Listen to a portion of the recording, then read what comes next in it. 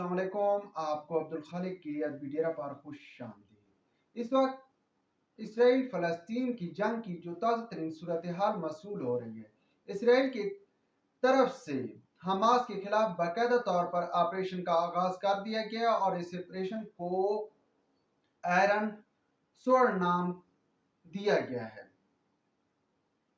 गुज़िश्ता दिन जिस वक्त हमास ने 7,000 रॉकेट लॉन्चर इसराइल पर फायर किए थे, तो उस वक्त इसराइली वज़ीर-ए-आज़म नेतन्याहू ने ऐलान किया था कि ये बाकायदा तौर पर इसराइल पर हमला है और इसराइल इसका जवाब देगा, और ना सिर्फ जवाब देगा बल्कि नेतन्याहू ने ऐलान किया था कि इसराइल इस वक्त हालत जंग में है। तो भाई, जिस वक्त हमास ने हमला किया था उसी वक्त इसराइल की तरफ से जवाब आ गया था और इसराइली तैयारों ने गजा में हमास के ठिकानों को निशाना बनाना शुरू कर दिया था। तो जनाब, आज के दिन में जो आज की ताज़ा तरीन अपडेट मसूल हो रही है, उसके तहत इसराइल ने बाकायदा तौर पर ऑपरेशन शुरू कर दिया है और इस ऑपरेशन को आयरन सोर्ड का नाम दिया गया है। इस ऑपरेशन में तमाम किस्म का असला इस्तेमाल किया जा रहा है। इस ऑपरेशन में जो है फजाई मदद भी हासिल है और फजाई में जो इसराइल में F-16 तैयारे शामिल हैं, वो गजा की पट्टी पर मुसलसल बमबारी कर रहे हैं। लेकिन जो अब तक की इतलात मौसूल हो रही हैं, उसके तहत इसराइली जो मुग़वी पकड़े गए थे वो अभी तक हमास की ही पास हैं और इसराइल उनको बाजियाब करवाने में नाकाम नजर आ रहा है। क्योंकि भाई, जिस तरह का इसराइल पर हमास की तरफ से हमला किया गया था, ये अपनी नौयत का पहला और शदीद तरीन हमला था। इससे पहले हम माजी में अगर देखते हैं तो माजी में हमास की तरफ से जब भी हमला किया, कोई 2-3 रॉकेट दाग दिए गए और उन रॉकेट को भी, चूंकि इसराइल के पास ऐसी टेक्नोलॉजी है, वो फजा में ही ऐसे मिसाइल को तबाह करने की सलाहियत रखता है, फजा ही में तबाह कर देता था, या कोई भूला भटका जो है यहूदी बस्तियों में आकर रॉकेट गिरता था। लेकिन जो कल का हमला था जिसमें 7,000 रॉकेट लॉन्चर फायर किए गए और इसके बाद हिजबुल्लाह की तरफ से भी मिसाइल फायर किए गए, तो जनाब इसमें इसराइल ने जो दावा कर रखा है कि उसके पास ऐसी टेक्नोलॉजी है कि वो फजा ही में अपने ऊपर किए जाने वाले हमलों को तबाह कर सकता है, फजा ही में खत्म कर सकता है, वो सारी की सारी टेक्नोलॉजी धरी की धरी रह गई और इसराइल का दावा जो है वो नाकाम साबित हुआ। क्योंकि जितने रॉकेट लॉन्चर आकर गिरे वो जो है इसराइली आबादियों पर आकर गिरे, और इसके बाद जो है हमास के जो जंगजू हैं उन्होंने बाकायदा तौर पर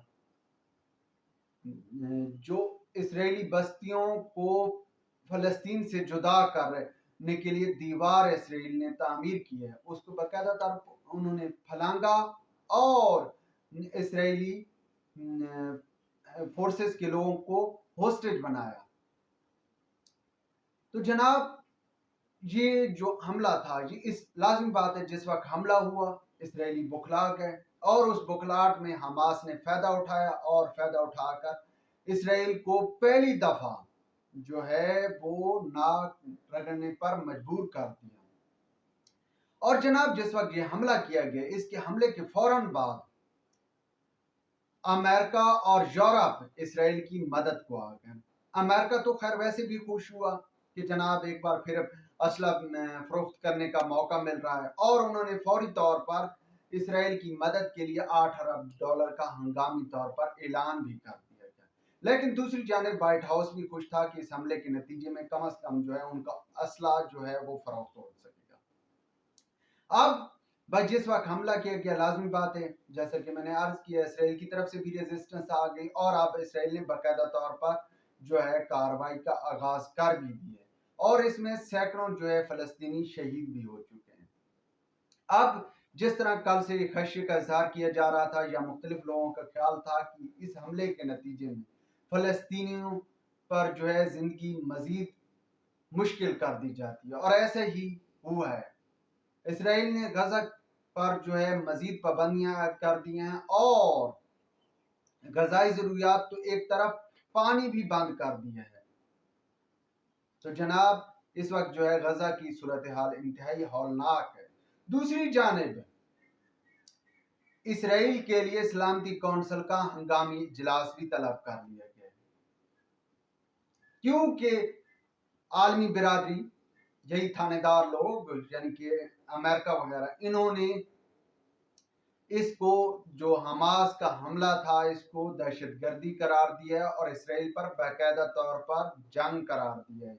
तो जनाब उन्होंने, लाजमी बात है, अब आलमी बिरादरी ने आना है और इसराइल की हिमायत भी करनी है, क्योंकि अब इसराइल तो जो है वो अमीर मुल्क है, वो उनसे असला खरीदेगा। अब फलस्तीनी बेचारे तो असला खरीदने से रहे, जो कि गजाई किल्लत का शिकार हों, वो कैसे असला खरीदेंगे?